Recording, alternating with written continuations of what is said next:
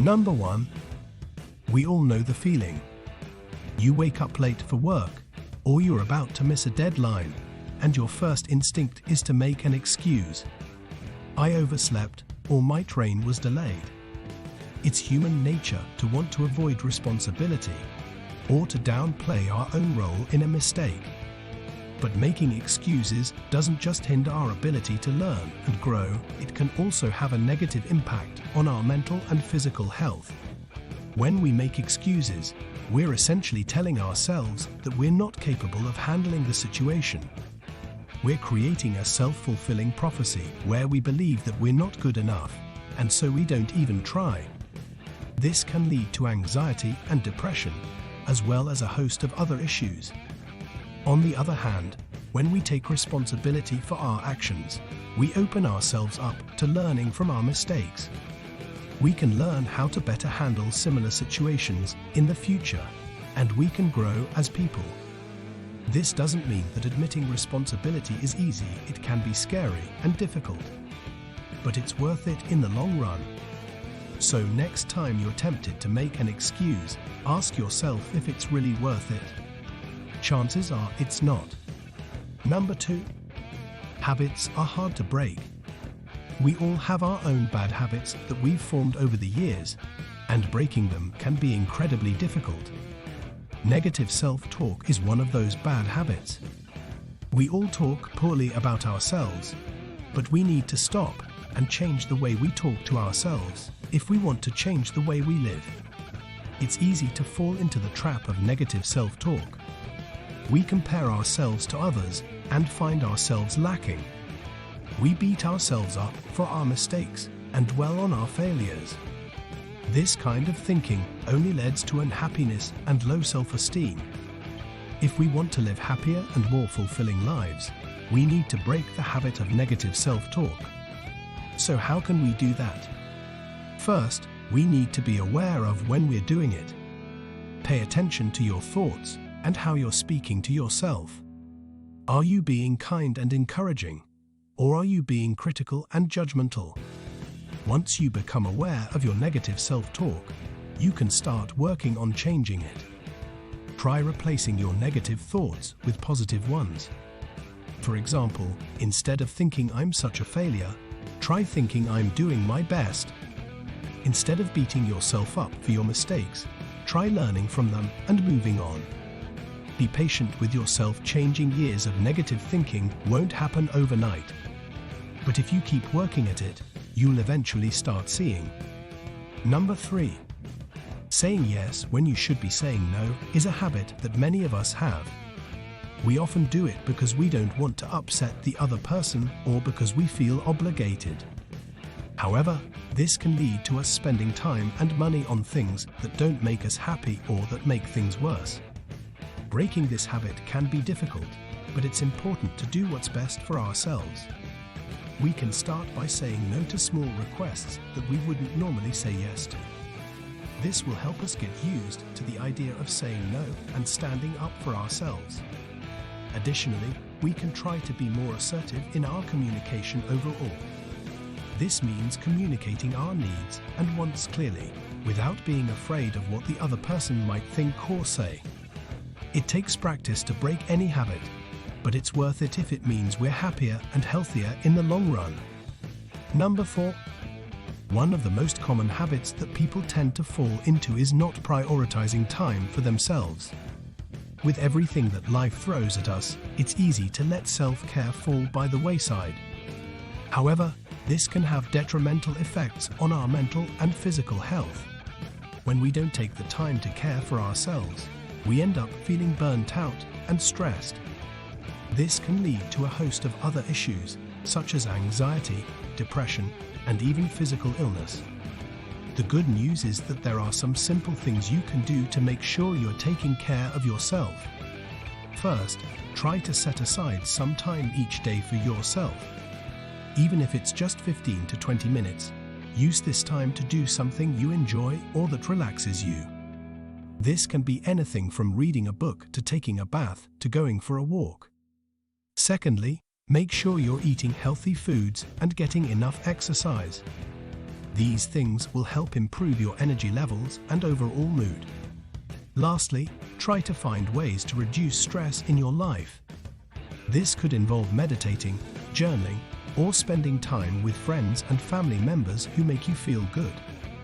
If you find yourself struggling to prioritize self-care, remember that it's essential for your well-being. By making small changes in your habits, you can make a big difference in how you feel physically and mentally. Number 5.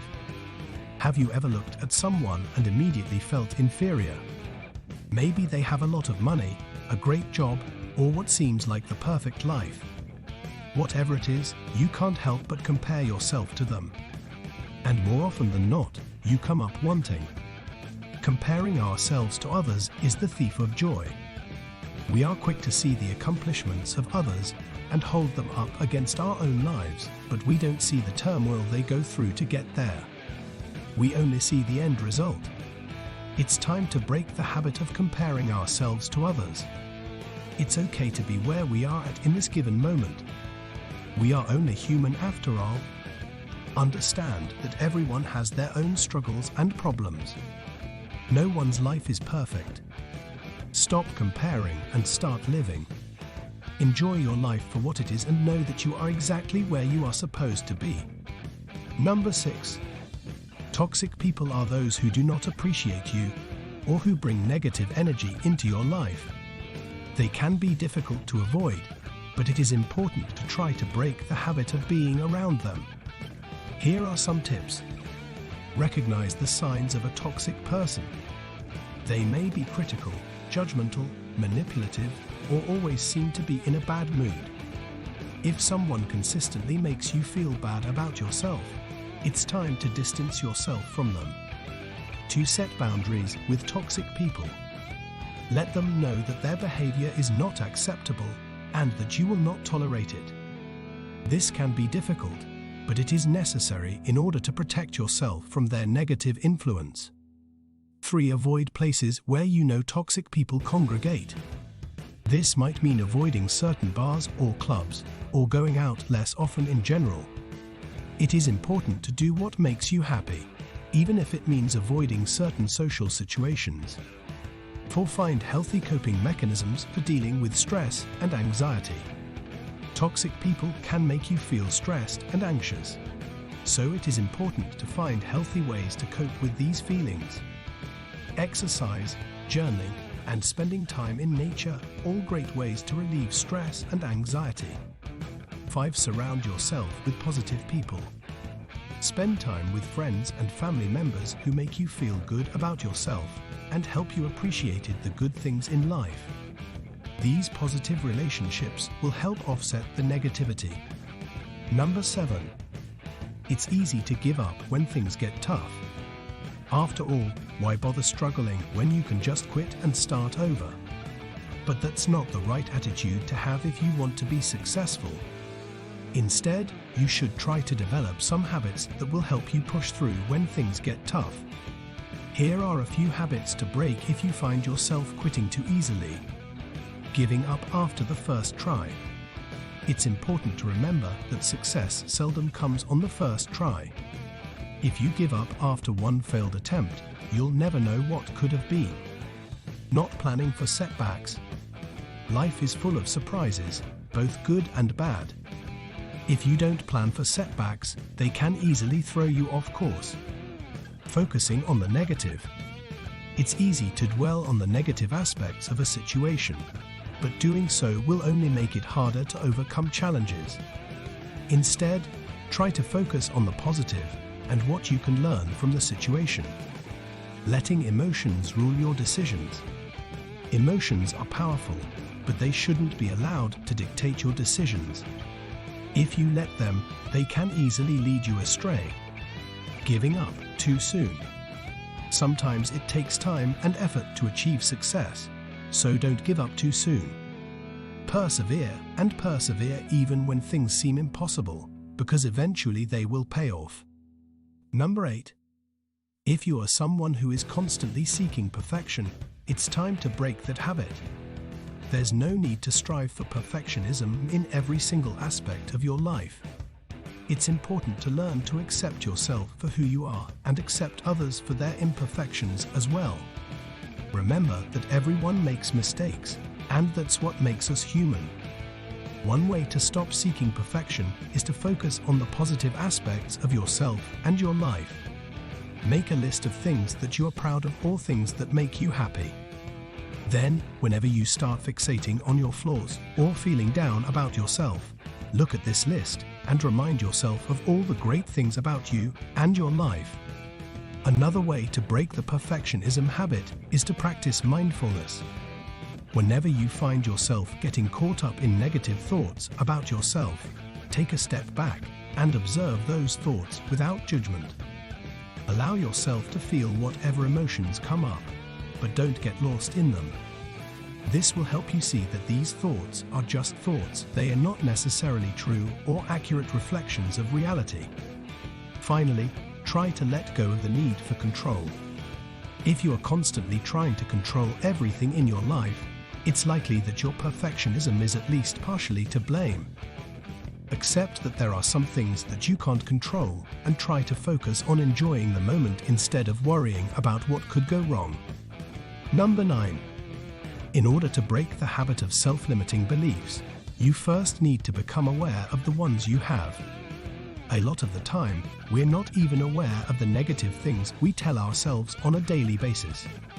Once you start to recognize them, you can begin to work on changing them. One way to do this is to catch yourself whenever you have a negative thought about yourself and turn it into a positive one. For example, if you tell yourself that you are never going to be good enough, change it to "I am good enough."